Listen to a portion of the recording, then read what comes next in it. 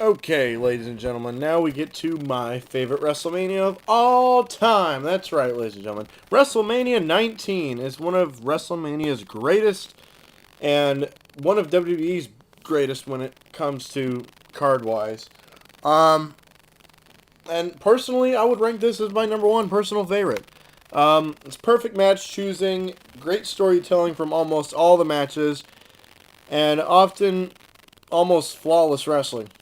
Very emotional for me when the time when the time this came around because my all-time favorite, Stone Cold Steve Austin, one of my all-time favorites, I should say, Stone Cold Steve Austin was facing his very last match against my second or one of my other all-time favorites, The Rock.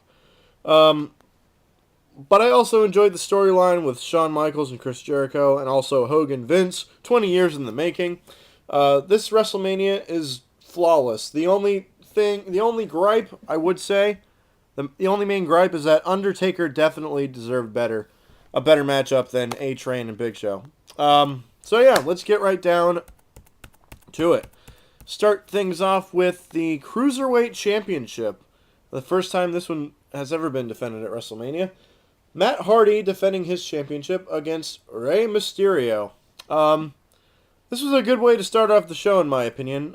Short but very exciting. A perfect way to get the crowd into it, and Hardy retains when he uses the ropes as leverage. Now we get to the Undertaker versus Big Show and A-Train. Undertaker comes out to the Limp Bizkit song Rollin'. Fred Durst and Limp Bizkit play him to the ring. It's a pretty nice pop for Taker. Big Show and A-Train are pretty much get no reaction at all. This is the only terrible match on the card, actually, to look at it. The Undertaker, like I said before, deserved much better than this, especially of a WrestleMania this caliber. Hell, even Taker versus Big Show would have been better. But yeah, A-Train didn't deserve to be in there, in my opinion. The only reason he wasn't there because this was originally supposed to be a tag team match with Undertaker teaming up against Nathan Jones, the Colossus of Baga Road, against Big Show and A-Train. But that never happened because Nathan Jones was taken out on that Sunday Night Heat. Oh, I miss Sunday Night Heat. But anyway, Taker wins when Nathan Jones comes down to the ring and helps Undertaker get the win. Now we get the Women's Championship match.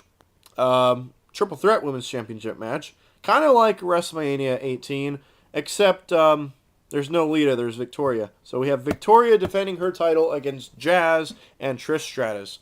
Great pop for Trish Stratus, and this is fantastic for women's wrestling. It really makes me sad to see the effort put here because WWE really doesn't give a damn about women's wrestling nowadays. Especially, well, maybe a little bit. I mean, AJ Lee is the longest reigning Divas champion, if that really has any significance with you guys out there. But either way, Trish Stratus wins the title with the chick kick to a huge ovation. And in my opinion, this should have happened the year before WrestleMania 18 when it was in front of Toronto, Ontario, Canada, which is Trish's hometown. But instead, it happened here. And yeah, so this is a pretty good match, and Trish Stratus goes over big time. Now we get a triple threat tag team match for the WWE Tag Team Championships. Which was on SmackDown. The Raw Tag Team titles were defended earlier in the night in Sunday Night Heat when RVD and Kane faced off against Chief Morley and Lance Storm. So yeah, now we get to the WWE Tag Team Championships, the SmackDown Tag Team Championships. Team Angle, which was Shelton Benjamin and Charlie Haas, going up against Los Guerreros, Eddie Guerrero and Chavo Guerrero, and Chris Benoit and Rhino. As good as tag team wrestlers can get, this is pretty much as good as it gets. Started off pretty slow, but it soon exploded into frequent action, and all these tag teams worked very well together. In the end, Team Angle retains their championships. Now we get to in a lot of people's eyes, the match of the night, the match of the undercard, I should say. The match featuring Shawn Michaels, HBK, Mr. WrestleMania, Mr. Hall of Fame, HB Shuzzle, and Chris Jericho. This was an incredible match, and it's definitely one of my all-time favorites. But it's actually not my favorite on the card. Not my favorite on the card, but that shows you how good this WrestleMania really was. These two put on a surefire clinic and pretty much tore the freaking house down. The crowd seemed to split. Mostly they were with HBK though, but either way, HBK wins here with sweet chin music. At the end of the match, Jericho teases a face turn, but instead he kicks Shawn Michaels right in the nuts. So, yeah, that was a great match. Either way, the only real not really down point, but weak point of the match is probably the ending. Scene with Jericho kicking HBK in the nuts. But now we get to the Miller Lite Catfight girls in a pillow fight against Tori Wilson and Stacy Keibler. It's really nothing to complain about. I guess it's just filler material. I mean, it's good eye candy, especially Stacy Keibler. My God, was she beautiful? She still is. So it's perfectly harmless. I had a big grin on my face when this was going on. Not gonna lie. So did a lot of my other friends that I was watching it with. But yeah, it's pretty much. It is what it is. Now we get to the World Heavyweight Championship match. Triple H versus Booker T. Now, this one I was not a big fan of. I was not a big fan of this. The outcome of this match, because Booker T was the most over guy on Raw at the time, and they should have given him the title at WrestleMania. Simply put, Triple H was going on to the whole evolution thing, but Ric Flair was the only one there. Triple H was there too, but Randy Orton and Batista were both out with injuries, so they could have at least put the championship on Booker T, but it is what it is. The crowd is pretty dead for this one, and I think the only reason is getting a shot at the title because he's the most over guy on Raw. The match itself is pretty good. Actually pretty good, though. There's a few nice spots with Booker T doing the Houston Hangover from the top rope. Near the end was pretty crazy. But either way, Triple H retains with the pedigree due to with help from Ric Flair outside interference.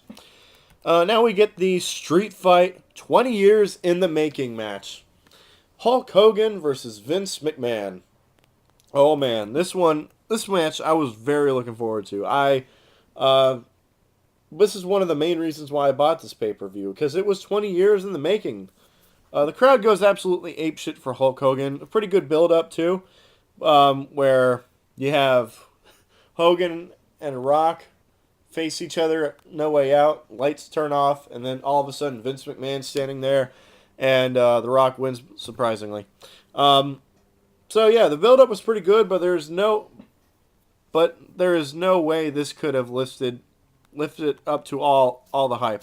It was pretty damn good job though, and I do give the devil his due. Vince McMahon went all out in this match. He dropped a leg. He did a leg drop off the ladder, which was pretty sick, and he also had that image of him coming up from the ring with the lead pipe in his hands, his blood just rolling down his face, and had that evil grin smile on his face. It was pretty cool to see Roddy Piper at the end.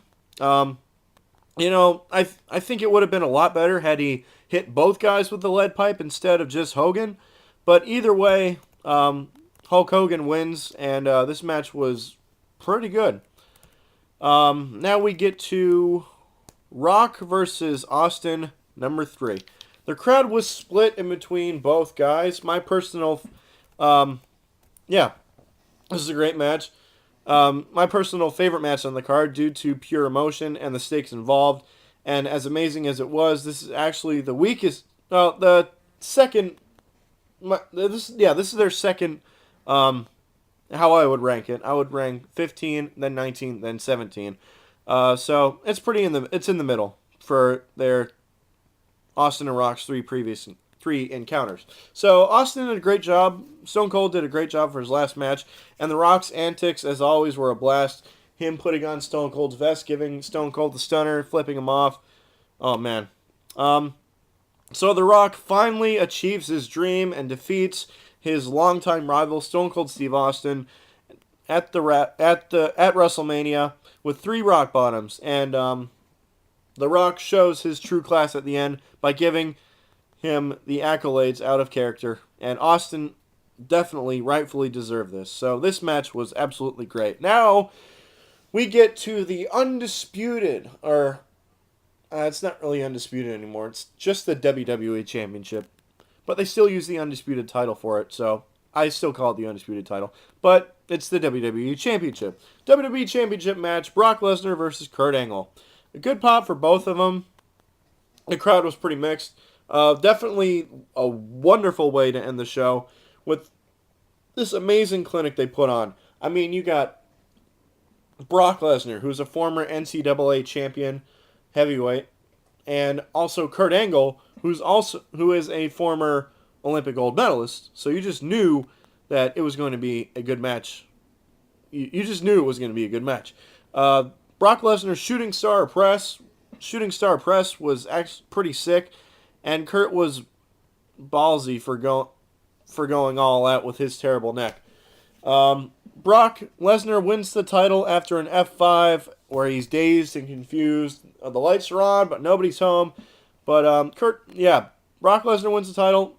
Kurt Angle turns face after this match and congratulates Brock. They hug, and a scary scene backstage. It was just scary because Kurt Angle was beat up. He had a terrible neck. Brock Lesnar lost consciousness, had a severe concussion that only lasted a couple weeks.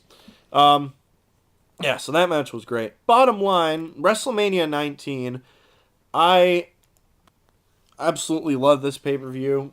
It is my favorite WrestleMania of all time.